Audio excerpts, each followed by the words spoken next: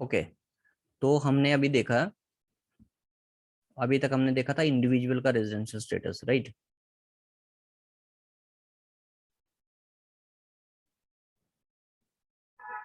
ठीक है, ये वाला हमने देख लिया कि कैसे चेक करना। अब हमने देखना है एचयूएफ का, फिर फॉर्म का देखेंगे and so on. So residential status of HUF form, AOP, BO या लोकल अथॉरिटी, ठीक है, इनका कैसे चेक करना है। फैक्टर क्या होगा जिससे डिटरमाइन करने, control and management of the affair of the business from where major decisions relating to a business are taken, ठीक है, जहां कहां से हमने मेजर डिसीजन लिए वहीं से हम क्या करेंगे, उसका रेजिडेंशियल स्टेटस डिफाइन करेंगे, ठीक है।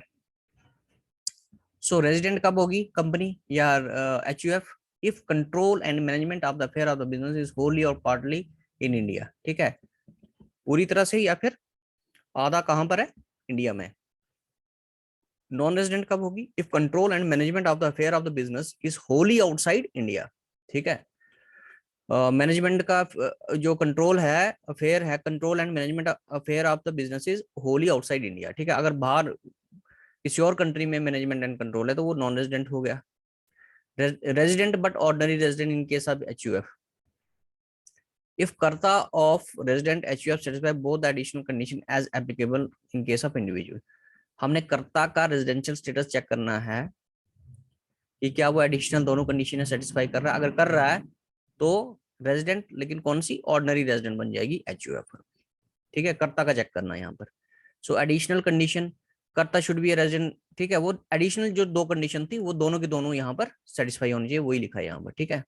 2 प्रीवियस ईयर में वो रेजिडेंट होना चाहिए, 2 टाइम वो रेजिडेंट होना चाहिए, कब, 10 ईयर्स में, और 730 डेज का उसका पीरियड ऑफ स्टे होना चाहिए, ठीक है, इन 7 previous year immediately preceding relevant previous year. तो ये किसका था, एचयूएफ का। उसके बाद residential status of A company, company का कैसे चेक करना है, ऑलवेज रेजिडेंट इन इंडिया, ठीक है। अगर इंडियन कंपनी है तो वो तो रेजिडेंट होगी होगी, कहाँ की, इंडिया की। Foreign company, residential status of a foreign company whose turnover और gross receipt in the previous year is more than ₹50 crore, ठीक है। उनकी जो ग्रॉस टर्नओवर है वो कितनी होनी चाहिए, more than 50 crore, depends upon place of effective management, ठीक है। POEM, place of effective management check करेंगे हम कि उसका मैनेजमेंट कहाँ से हो रहा है, ठीक है। उसके बाद रेजिडेंट कब है, ये POM, place of effective management of the business is situated wholly in India. अगर ये कंट्रोल और मैनेज कहाँ से हो रही है, इंडिया से हो रही है, तो ये रेजिडेंट है। और अगर ये सिचुएटेड होली और पार्टली आउटसाइड इंडिया है तो वो नॉन रेजिडेंट है, ठीक है। प्लेस ऑफ इफेक्टिव मैनेजमेंट कहाँ पर है, आउटसाइड इंडिया है, होली या partly, then a company is a non-resident for the purpose of income tax. So residential status of every other person, body of individual, local authority, artificial, judicial person, ठीक है। इनका हमने कैसे determine करना है, इसको भी हमने क्या चेक करना, कंट्रोल एंड मैनेजमेंट, ठीक है। अगर कंट्रोल एंड मैनेजमेंट कहाँ पर है, इंडिया में है, तो ये रेजिडेंट है। और कंट्रोल एंड मैनेजमेंट कहाँ है, आउटसाइड इंडिया है, तो ये क्या है, नॉन रेजिडेंट, राइट। सो बाकी इजी है, एक जो फर्स्ट इंडिविजुअल का जब हमने चेक करना है वो कंडीशन आपने याद रखनी, बाकी हमने कंट्रोल एंड मैनेजमेंट ही चेक करना है, ठीक है। So scope of total income, ठीक है। टोटल इनकम अब कैलकुलेट कैसे करनी है, रेजिडेंट की कौन सी इनकम होगी, ऑर्डिनरी रेजिडेंट की कौन सी होगी, ठीक है। Resident but not ordinary resident की क्या हो, नॉन रेजिडेंट की इनकम कैसे करनी है हमने, ठीक है।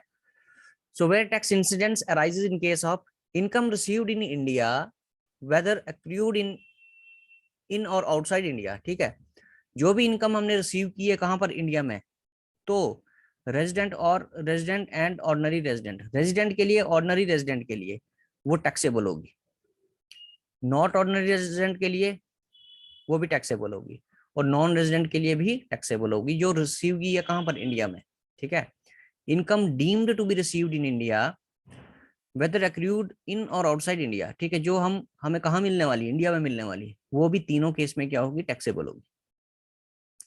इनकम एक्रूइंग और arising in India whether received in India और आउटसाइड इंडिया, ठीक है। एक्रू मीन्स कि आपने इनकम अर्न कहाँ पर की है, इंडिया में की है, ठीक है। तो आपकी रेजिडेंट के लिए भी टैक्सेबल होगा, नॉन रेजिडेंट के लिए भी टैक्सेबल होगा, और रेजिडेंट बट ऑर्डिनरी रेजिडेंट के लिए भी टैक्सेबल है। उसके बाद है इनकम डीम्ड टू अक्रू और arise in India whether received in India और आउटसाइड इंडिया। ठीक है, इनकम डीम्ड टू अक्रू और अराइज इन इंडिया। ठीक है, कोई भी कहां पर अक्रू हो रही है, इंडिया में हो रही है, तो तीनों केस में ये क्या होगी, टैक्सेबल होगी। उसके बाद income received and accrued outside India from a business control और a profession set up in India. ठीक है, अब देखो यहाँ पर क्या है, received and accrued outside India, लेकिन कंट्रोल कहाँ है बिजनेस का, इंडिया में। तो देखो ऑर्डिनरी के लिए और रेजिडेंट के लिए टैक्सेबल है, रेजिडेंट बट ऑर्डिनरी रेजिडेंट के लिए भी टैक्सेबल, और नॉन रेजिडेंट के लिए क्या है, ये टैक्सेबल नहीं है। बस ये ध्यान में रखना है। Income received and accrued outside India from a business control from outside India और a profession set up outside India। ठीक है, कंट्रोल भी आउटसाइड इंडिया है, ठीक है, रिसीव्ड भी एंड accrued आउटसाइड इंडिया है। तो क्या हुआ, ऑर्डिनरी और रेजिडेंट के केस में तो ये टैक्सेबल होनी ही होनी है, लेकिन ordinary resident but not ordinary resident, इसके लिए टैक्सेबल नहीं होगी, और नॉन रेजिडेंट के लिए तो नहीं होगी। ठीक है, so income earned and received outside India but later on remitted to India whether tax incident arises at the time of remittance। income earned and received outside India but later on remitted to, देखो अपने भारी income कमाई, भारी receive, लेकिन बाद में उसको हमने कहाँ दिया, इंडिया में भेज दिया, तो तीनों केस में क्या होगी, टैक्सेबल नहीं होगी, क्योंकि इसका टैक्स वहां पर लग गया होगा। ठीक है, सो कहने का मतलब है कि ये इंसिडेंस है कि किस किस पर्टिकुलर केस में कैसे कैसे इनकम आ रही है। ठीक है, तो टैक्सेबिलिटी कैसी होगी, रेजिडेंट, ऑर्डिनरी रेजिडेंट, ठीक है, resident but not ordinary resident, उस केस में कैसी होगी, और रेजिडेंट के केस में किस तरीके से टैक्सेबल होगी। ठीक है, इस पे जब हम क्वेश्चन करेंगे तो आपको ज्यादा समझ में आ जाएगा। ठीक है, अब एक और चीज है, डिविडेंड फ्रॉम इंडियन कंपनी और म्यूचुअल फंड, ये आपका हमेशा क्या रहेगा, एग्जम्प्ट रहेगा, इस पे टैक्स नहीं लगेगा।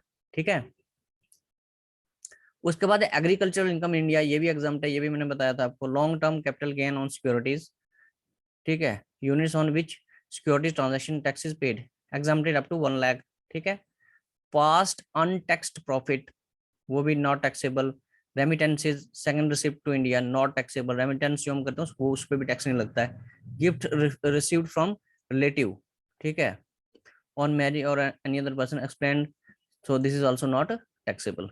ठीक है, तो ये कुछ चीजें जो आपने याद रखनी है, ये वाला और ये। देन उसके बाद हम इस पे आप कुछ क्वेश्चंस करेंगे, क्या करेंगे, क्वेश्चंस करेंगे। ठीक है, इन सब पे 3-4 क्वेश्चन करेंगे, फिर आपको समझ में आ जाएगा कि किस तरीके से हमने टैक्स कैलकुलेट करना है इनके ऊपर। ठीक है, इनकम कैसे निकालनी इनकी। ठीक है, ओके।